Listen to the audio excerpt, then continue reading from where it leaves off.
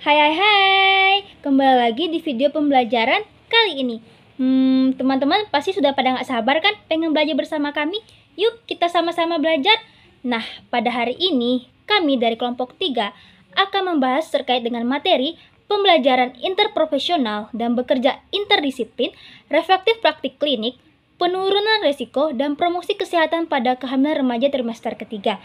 Nah, sebelum itu kita kenalan dulu yuk dengan kelompok 3 di slide selanjutnya.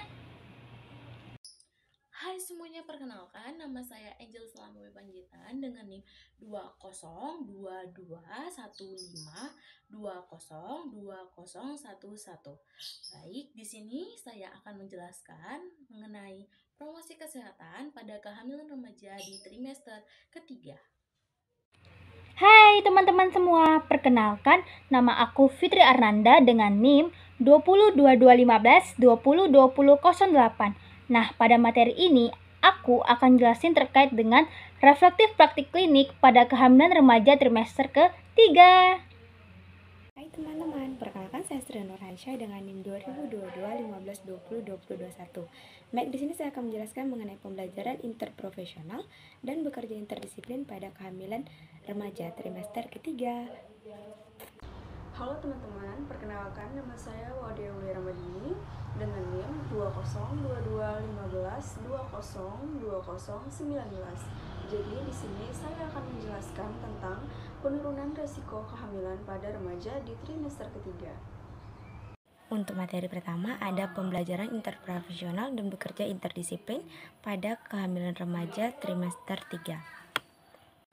Nah, selanjutnya kita akan membahas mengenai pembelajaran interprofesional dan bekerja interdisiplin pada kehamilan remaja trimester ketiga, melibatkan kolaborasi antar berbagai profesional kesehatan melibatkan dokter, perawat, bidan, farmasi, serta tenaga kesehatan lainnya untuk memberikan perawatan yang komprehensif, holistik pada ibu hamil. Nah, kehamilan pada remaja, terutama pada trimester ketiga, memerlukan perhatian khusus dan pendekatan yang berbeda dibandingkan dengan ibu hamil dengan umur yang dewasa. Nah, mengapa? Karena secara fisik dan psikis, remaja masih labil dan secara fisik remaja belum siap organ reproduksinya.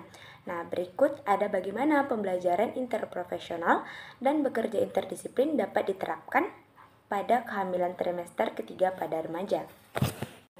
Selanjutnya ada pembelajaran interprofesional adalah proses di mana berbagai profesional kesehatan, di sini ada dokter, bidan, perawat, serta tenaga kesehatan lainnya belajar bersama untuk meningkatkan kolaborasi dan kualitas perawatan pasien.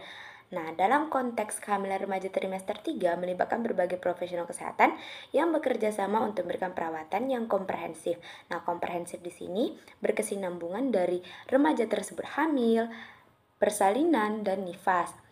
Nah, di sini ada yang pertama yaitu edukasi bersama. Profesional kesehatan seperti bidan, dokter kandungan, perawat, ahli gizi, dan pekerja sosial belajar bersama tentang kebutuhan khusus remaja hamil, termasuk aspek psikologis dan sosial. Nah, di sini kan kita harus melihat bagaimana lingkungan sosial remaja tersebut. Apakah remaja ini diterimakah di lingkungan sosialnya mengenai kehamilannya atau tidak. Nah, kalau misalkan dia tidak diterima, maka akan berhubungan dengan psikologis remaja tersebut. Jika psikologis remaja tersebut terganggu, maka kehamilannya akan terganggu juga. Nah, yang kedua ada diskusi kasus, membahas kasus-kasus kehamilan remaja yang kompleks untuk memahami tantangan unik yang dihadapi oleh remaja hamil dan mencari solusi bersama. Nah, di sini yang kita ketahui, kalau misalkan remaja tersebut hamil dengan umur yang masih di bawah 20 tahun, itu akan beresiko mengalami komplikasi-komplikasi kehamilan. Nah, di sini akan menyebabkan masalah-masalah kompleks pada kehamilan, persalinan, dan nifas. Di sini bidan, perawat, dokter bekerja sama untuk menyelesaikan masalah tersebut, berdiskusi dalam ruangan untuk menyelesaikan masalah tersebut sehingga masalah yang dihadapi remaja dapat terselesaikan. Selanjutnya ada bekerja interdisiplin pada kehamilan remaja trimester ketiga, melibatkan kolaborasi antar berbagai profesional kesehatan. Nah, di sini masih berkolaborasi antara dokter, bidan, perawat, serta tenaga kesehatan lainnya untuk memberikan perawatan yang terkoordinir dan menyeluruh pada ibu hamil. Nah, di sini ada penilaian terpadu. Yang pertama, tim kesehatan melakukan penilaian bersama terhadap kondisi fisik dan psikologis remaja, termasuk penilaian medis, penilaian gizi, dan evaluasi dukungan sosial. Yang kedua, membuat asuhan terpadu, membuat rencana asuhan yang mencakup intervensi medis, nutrisi, dan dukungan emosional yang dibutuhkan remaja hamil tersebut. Nah, yang terakhir ada dukungan psikososial, memberikan dukungan psikososial yang lebih intensif untuk membantu remaja hamil mengatasi stres dan kecemasan yang mungkin mereka alami selama trimester 3. Nah, seperti yang tadi sudah dijelaskan, kalau misalkan remaja tersebut hamil, maka akan beresiko stres karena mereka belum siap menjalani kehamilan tersebut. Ia belum siap mengalami perubahan-perubahan yang terjadi pada dirinya tersebut. Sehingga kita sebagai tenaga medis harus memberikan kasih sayang, memberikan perhatian yang ekstra untuk ibu hamil dengan remaja. Nah, sekarang kita akan bahas terkait dengan reflektif praktik klinik pada kehamilan remaja TM3 nih teman-teman. Apa itu reflektif praktik klinik? Nah, jadi praktik refleksi itu merupakan satu komponen penting untuk membentuk kesadaran diri, keterampilan, dan pembentukan otonomi sebagai praktisi. Nah, menurut refleksi ini merupakan suatu cara yang tepat untuk menyusun refleksi secara konstruktif dan efektif nih teman-teman.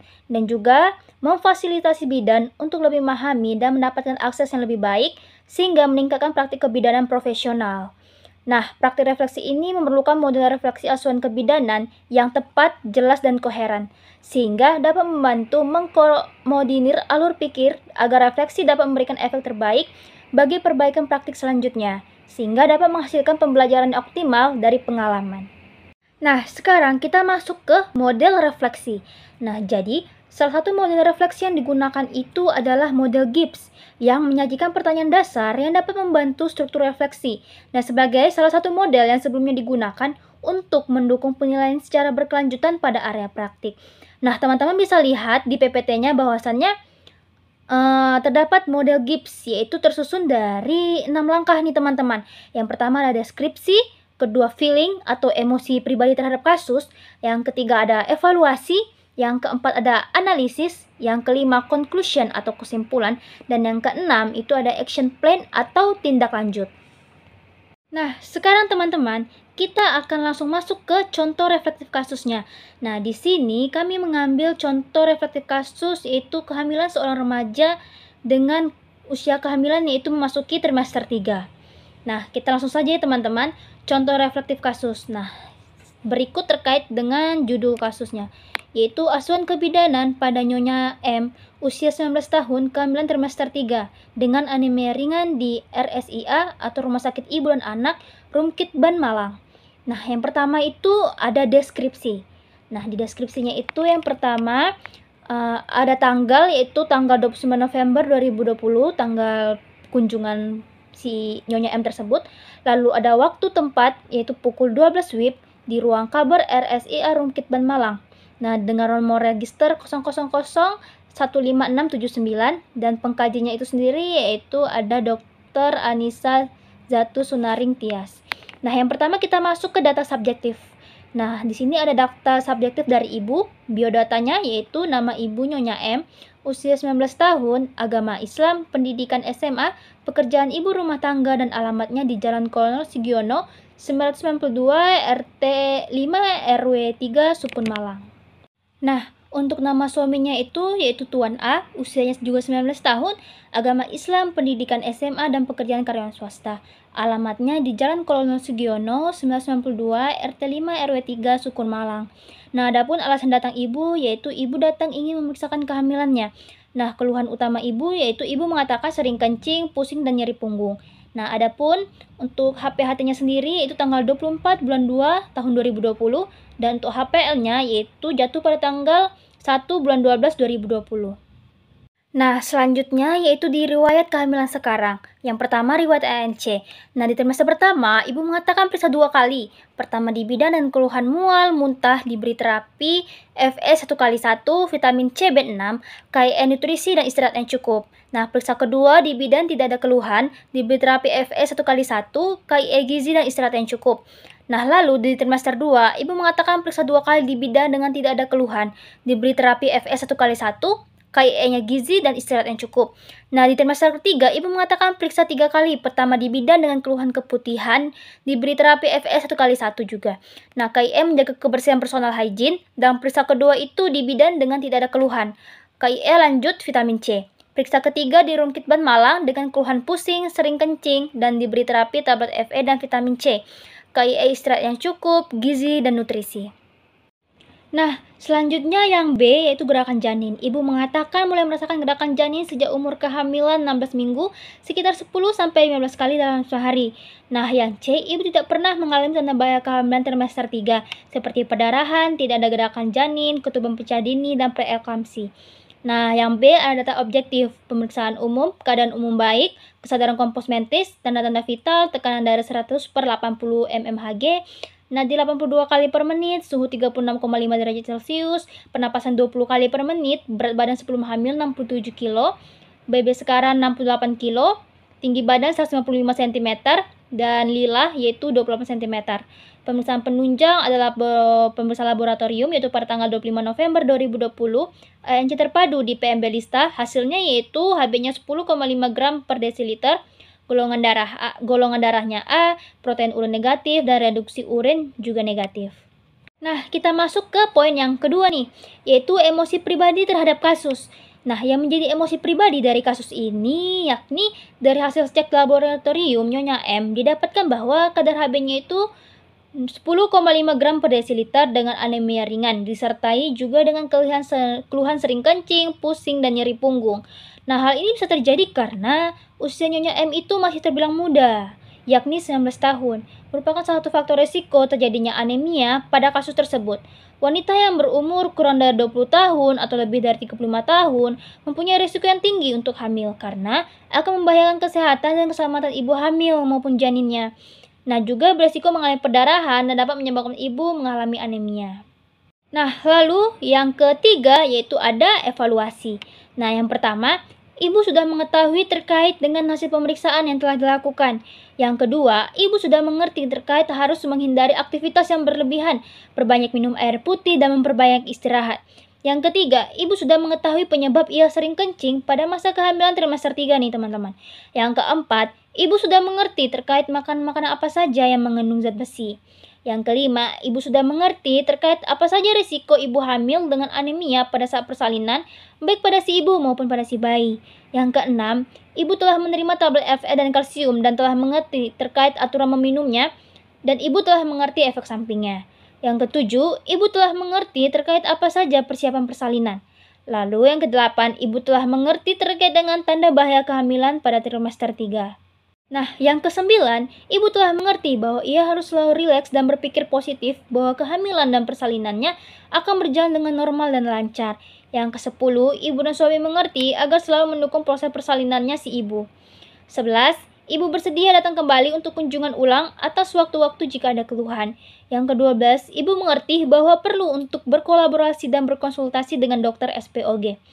Nah, lalu poin yang selanjutnya yaitu ada analisis. Nah, Nyonya M usia 19 tahun, G1P0A0H0, usia kehamilan 40 minggu, janin tunggal hidup, intrauterin, presentasi kepala, perut bagian kanan terasa keras seperti papan, yaitu punggung ya teman-teman, dan perut bagian kiri teraba bagian terkecil janin seperti tangan dan kaki. Keadaan umum ibu dan janin baik, dan kehamilan dengan anemia ringan. Nah, adapun hasil analisis yaitu salah satu penyebab anemia pada kehamilan yaitu paritas dan umur ibu. Nah, penyebab paling umum dari anemia pada kehamilan adalah kekurangan zat besi, asam folat, dan pendarahan akut dapat terjadi karena interaksi antar keduanya. Resiko anemia gizi besi ini dapat menyebabkan produktivitas kerja rendah, daya tahan tubuh terhadap penyakit menurun, peningkatan bobot badan ibu hamil rendah, resiko perdarahan, dan kelahiran bayi dengan BBLR dan prematur. Nah, berdasarkan teori nih teman-teman dari Waryana tahun 2018, ibu hamil trimester 3 itu dengan anemia ringan dapat ditangani dengan istirahat yang cukup, makan makanan yang bergizi, dan banyak mengandung Fe atau zat besi. Dianjurkan rutin memeriksakan kehamilannya minimal 4 kali selama hamil untuk mendapat tablet penambah darah atau Fe, serta makan makanan yang bergizi 2 kali lipat lebih banyak. Nah, lanjut poin yang kelima, yaitu ada kesimpulan. Nah, berdasarkan data dan teori yang ada, penulis mengambil kesimpulan bahwa Nyonya M ini hamil di umur reproduksi yang tidak sehat, yakni kurang dari 20 tahun. Tinggi badannya Nyonya M normal, yakni lebih dari 140 cm, yang berarti dia tidak kurang dari 145 cm, yang merupakan resiko jika ibu tersebut mengalami tinggi badan dari kurang dari 145 cm. Kenaikan berat badannya Nyonya M selama hamil yaitu sebanyak 15 kg, dan dalam batas normal, yaitu batas normalnya antara 6,5 kg sampai 16 kg kenaikan berat badan. Dari hasil cek laboratorium Nyonya M, kadar Hb-nya itu 10,5 gram per desiliter dengan anemia ringan. Selama melaksanakan asuhan antenatal ini, semua asuhan yang diberikan pada ibu dapat dilaksanakan dengan baik, dengan dibuktikan keadaan ibu semakin membaik dan keluhan ibu berkurang. Selama melakukan asuhan antenatal, ibu, suami, dan keluarga bersifat kooperatif sehingga tidak terjadi kesulitan dalam memberikan asuhan. Nah, lanjut kita masuk ke tindak lanjut nih teman-teman, poin yang terakhir. Yaitu yang pertama, pukul 12 WIB, memberitahu ibu hasil pemeriksaan, tekanan darah 100/80 mmHg, suhunya 36,5 derajat Celcius, nadinya 82 kali per menit, pernapasannya 20 kali per menit, berat badannya 68 kg, tinggi badannya 155 cm, dia jajannya 136 kali per menit, letak janin membujur dalam bagian terbawah kepala, dan keadaan janin baik. Yang kedua, pukul 12.05 WIB, menganjurkan ibu untuk lebih banyak minum air putih, yaitu minimal 8 gelas per hari nih teman-teman. Menghindari aktivitas yang berlebihan, perbanyak istirahat, yaitu malam 7-8 jam, dan siang itu 1-2 jam. Nah, yang ketiga, pukul 12.05 WIB, menjelaskan kepada ibu bahwa keadaan sering kencing adalah hal yang normal pada ibu hamil trimester 3 karena kepala janin itu akan semakin menurun dan akan menekan yang namanya kandung kemih, teman-teman. Yang keempat, pukul 12.10 WIB, menganjurkan ibu mengkonsumsi makanan yang mengandung zat besi seperti daging, sayuran hijau misalnya bayam, daun singkong, kangkung, dan juga buah-buahan.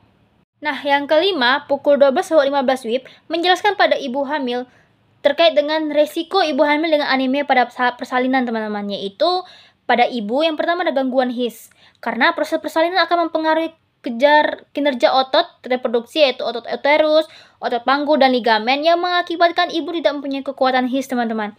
Yang kedua yaitu ada atonia uteri, yaitu ketidakmampuan uterus, khususnya miometrium, untuk berkontraksi setelah plasenta lahir. Kegagalan kontraksi dan retraksi yang dapat menyebabkan pendarahan yang cepat dan parah, serta shock 9 hipovolemik. Nah, pada bayi, BBLR. Nah, jadi penyebab BBLR itu karena plasenta tidak mendapatkan darah yang cukup, maka bayi kekurangan nutrisi dalam akan mengakibatkan BBLR. Nah, lalu yang keenam, pada pukul 12.20 WIB, kolaborasi dengan dokter SPOG tentang kehamilan ibu dan menunjuk ibu untuk konsultasi kepada dokter SPOG. Yang ketujuh, pukul 12.25 WIB, memberikan terapi kalsium dan tablet Fe 1x1 diminum pada malam hari, tujuannya untuk mengurangi efek mual setelah minum tablet Fe. Lalu yang ke-8, pukul 12.27 WIB, memberitahu ibu efek samping dari tablet Fe, yaitu mual, muntah, dan diare. Yang ke-9, pukul 12.30 WIB, mengingatkan ibu selalu rileks dan berpikir positif bahwa kehamilan dan persalinannya akan berjalan dengan normal dan lancar. Lalu yang ke-10, pukul 12.35 WIB, menganjurkan kepada suami maupun keluarga untuk selalu mendukung proses persalinannya. Yang ke-11, pukul 12.38 WIB, menjelaskan kepada ibu tanda bahaya kehamilan trimester 3, seperti ketuban pecah dini, adanya perdarahan, kejang, demam tinggi, dan juga yang lain-lain. Lalu, pada pukul 12.41 WIB, menganjurkan ibu untuk olahraga ringan menjelang mendekati persalinan, seperti jalan santai, serta anjurkan ibu untuk miring kiri maupun miring kanan. Yang ke-13, pukul 12.44 WIB, menjelaskan kepada ibu terkait persiapan persalinan seperti biaya, kendaraan yang akan dipakai, pendonor darah, dan juga kebutuhan ibu dan bayi, seperti pakaian ibu maupun pakaian bayi setelah persalinan.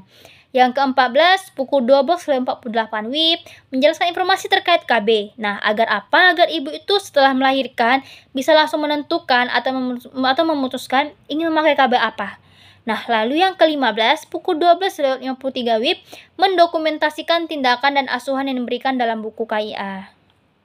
Baik, saya Odiol Ramadini. Di sini saya akan menjelaskan materi saya, yaitu tentang penurunan risiko kehamilan pada remaja di TM3 atau trimester ketiga, meliputi tentang pengertian kehamilan pada remaja, kemudian risiko, dan yang terakhir penurunan risiko pada remaja di kehamilan TM3.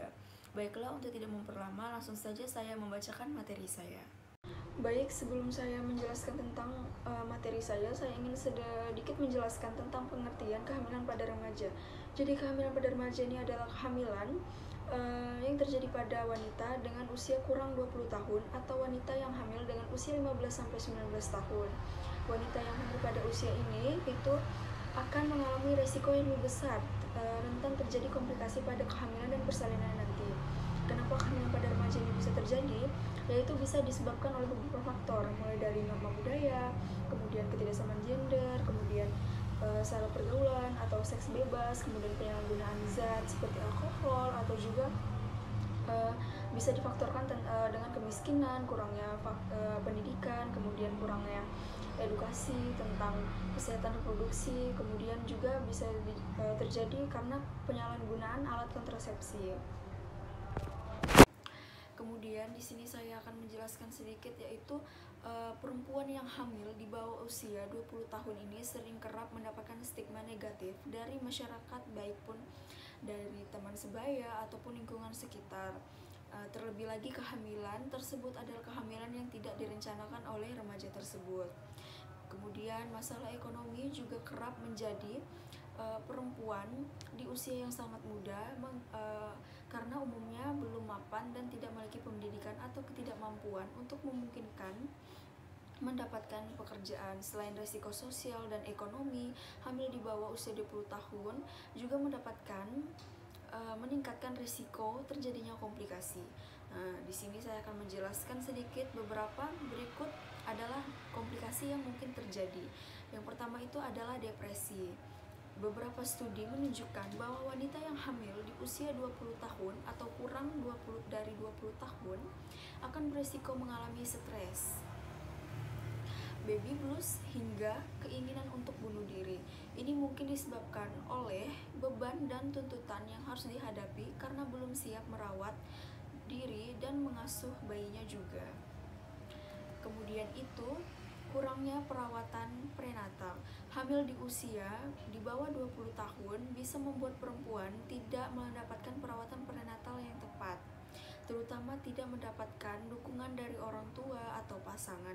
Perawatan prenatal yang pemeriksaan kandungan secara rutin sangat penting, terutama pada bulan pertama kehamilan, agar kesehatan ibu hamil dan perkembangan janin di dalam kandungan dapat teratasi selama masa kehamilan.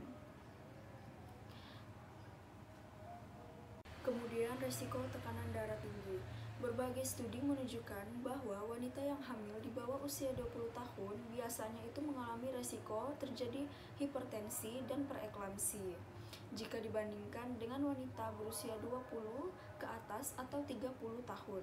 Jika tidak terdeteksi sejak dini dan ditangani dengan baik, kondisi ini dapat membahayakan kondisi kesehatan ibu hamil dan janin.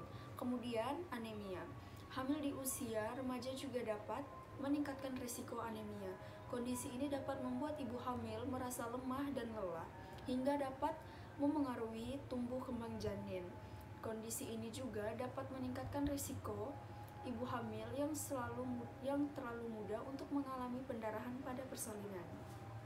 Kemudian menurut WHO sendiri, usia kehamilan pada remaja usia 15 tahun sampai 19 tahun memiliki banyak risiko, diantaranya komplikasi kehamilan seperti persalinan prematur, preeklamsi, risiko kematian yang lebih tinggi, kurangnya perawatan prenatal, tekanan darah tinggi, hipertensi, anemia, penyakit menular seksual, kemudian depresi pasca persalinan atau postpartum syndrome, kemudian bayi lahir prematur, berat bayi lahir rendah. Kehamilan pada remaja berisiko tinggi karena kemampuan tubuhnya remaja masih belum sempurna untuk persiapan kehamilan. Selain itu, remaja juga belum siap menjadi seorang ibu dan cenderung mengambil keputusan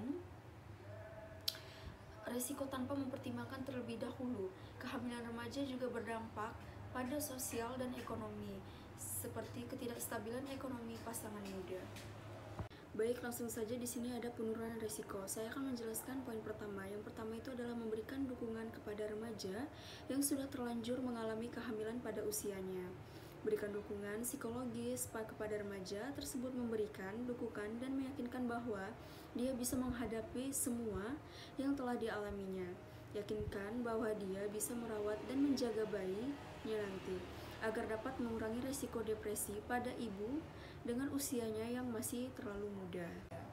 Kemudian itu, yang kedua yaitu pemberian tablet FE untuk mencegah anemia pada usia ibu selama kehamilan dan untuk mencegah pendarahan pada saat persalinan nanti.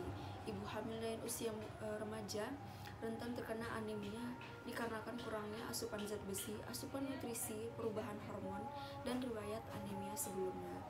Kemudian yang ketiga itu penuhi asupan zat gizi untuk diri ibu dan si janin. Ibu hamil memerlukan zat besi, kalsium, protein, asam folat, vitamin, dan zinc. Anjurkan ibu untuk mengonsumsi ikan dan telur agar kesehatan ibu hamil yang di usia remaja tetap terjaga. Perbanyak konsumsi makanan alami dan kurangi makanan olahan dalam kemasan. Jika ibu mengalami kesulitan untuk memenuhi kebutuhan zat gizi saat hamil, maka bisa konsultasi pada dokter kandungan atau ahli gizi. Kemudian itu yang keempat, anjurkan ibu dan keluarga untuk melakukan pemeriksaan rutin kepada ibu menjelang pasca persalinan. Langkah ini untuk menjaga kesehatan ibu hamil di usia yang sangat muda atau di usianya yang masih remaja. Tidak hanya mengetahui perkembangan kehamilan, tetapi juga untuk memungkinkan ibu hamil dengan kondisi kesehatan tertentu untuk mendapatkan perawatan yang lebih tepat. Baik, selanjutnya kita akan masuk ke dalam materi promosi kesehatan pada kehamilan remaja di trimester ketiga. Baik, kita masuk ke dalam kehamilan remaja, di mana yang kita ketahui usia normal reproduktif yaitu mulai dari usia 20 tahun hingga 35 tahun, yang dimana jika usia ibu kurang dari 20 tahun dan lebih dari 35 tahun, maka akan dikatakan ibu hamil beresiko, di mana jika ibu dengan usia kurang dari 20 tahun di alat kandungan reproduksi belum sepenuhnya matang, sehingga dapat menimbulkan dampak yaitu seperti terjadinya anemia atau kekurangan darah, eklamsia, preeklamsia, abortus, partus prematur, lalu kematian perinatal, dan terjadinya perdarahan. Baik, selanjutnya promosi kesehatan, di mana upaya promosi kesehatan merupakan suatu kegiatan di mana tujuannya untuk memelihara dan meningkatkan kesehatan yang dilakukan oleh pemerintah dan masyarakat untuk mencapai derajat kesehatan yang baik. Baik kesehatan individu, kelompok, ataupun masyarakat yang harus diupayakan, di mana upaya dalam mewujudkan kesehatan ini dilakukan oleh individu, kelompok, atau masyarakat, baik secara institusional oleh pemerintah ataupun swadaya masyarakat, atau yang sering disebut dengan LSM. Baik, promosi kesehatan termasuk ke dalam bagian SDGs, yaitu Sustainable Development Goals, atau yang dikenal sebagai pembangunan berkelanjutan, merupakan suatu upaya untuk memenuhi hak-hak dasar kebutuhan yang tertuang dalam 8 sasaran pembangunan, yang dimana kita sebagai bidan merupakan salah satu tenaga kesehatan yang memiliki posisi penting dan strategis terutama dalam sasaran pembangunan milenium nomor 4 dan 5, yaitu penurunan angka kematian ibu atau AKI serta angka kematian bayi atau AKB, di mana kita sebagai bidan memberikan suatu pelayanan kebidanan yang berkesinambungan dan paripurna dengan berfokus pada aspek pencegahan dengan promosi dalam berlandaskan kemitraan dan pemberdayaan masyarakat bersama-sama dengan tenaga kesehatan lainnya untuk senantiasa siap melayani siapa saja yang membutuhkan pelayanan. Baik, selanjutnya ada media promosi kesehatan yang dimana saya membagi menjadi dua, yaitu media cetak dan sosial media.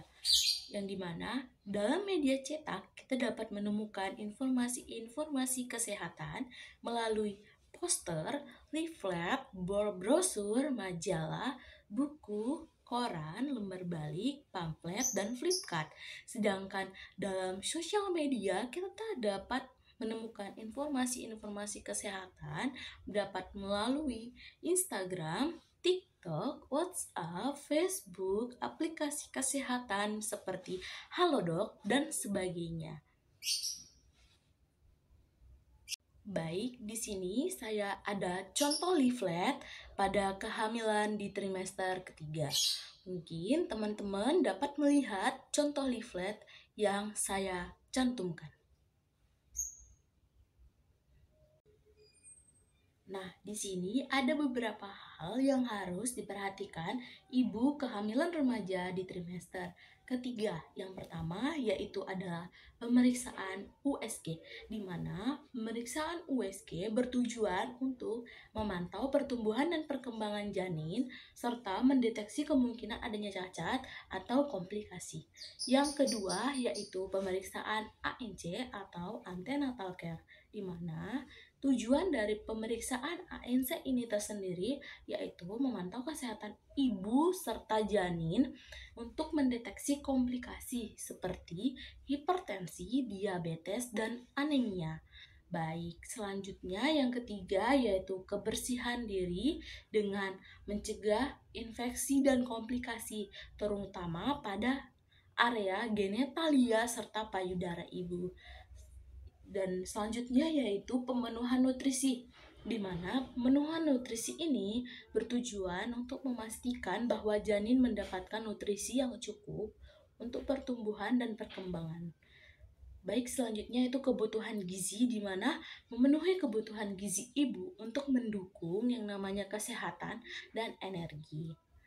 Selanjutnya, pada trimester ketiga, ibu harus mengetahui ketidaknyamanan yang akan ibu rasakan, seperti mengidentifikasi dan mengatasi ketidaknyamanan seperti nyeri punggung, kelelahan, atau stres. Selanjutnya ada istirahat dan olahraga, di mana ibu hamil dengan trimester 3 harus mampu mengelola waktu istirahatnya dengan tepat, serta melakukan olahraga-olahraga ringan seperti jalan santai pada pagi hari di depan atau di halaman rumah. Baik, di sini ada 4 poin penting dalam promosi kesehatan pada kehamilan remaja di trimester ketiga, yaitu yang pertama ada fisik, yang kedua mental dan emosional, yang ketiga pencegahan komplikasi, dan yang keempat yaitu persiapan persalinan, yang dimana 4 poin penting ini berkaitan erat pada ibu kehamilan remaja di trimester ketiga. Baik, yang pertama ada fisik, di mana dalam fisik ada 5 hal yang harus diperhatikan, yaitu yang pertama pemeriksaan rutin, yaitu kunjungi bidan secara teratur untuk memantau kondisi janin atau kesehatan ibu, dan tidak lupa untuk melakukan USG. Yang kedua, nutrisi seimbang, di mana ibu disarankan untuk mengkonsumsi makanan bergizi seperti sayuran, buah-buahan, protein, serta kalsium. Yang ketiga ada hidrasi, di mana hidrasi merupakan suatu kebutuhan cairan ibu, di mana ibu disarankan untuk minum air yang cukup untuk mencegah yang terjadinya dehidrasi. Yang keempat ada olahraga ringan, di mana ibu melakukan olahraga seperti berjalan kaki atau yoga untuk memperlancar proses persalinan. Dan yang kelima adalah istirahat, yaitu pastikan waktu istirahat ibu yang cukup untuk mengurangi yang namanya kelelahan.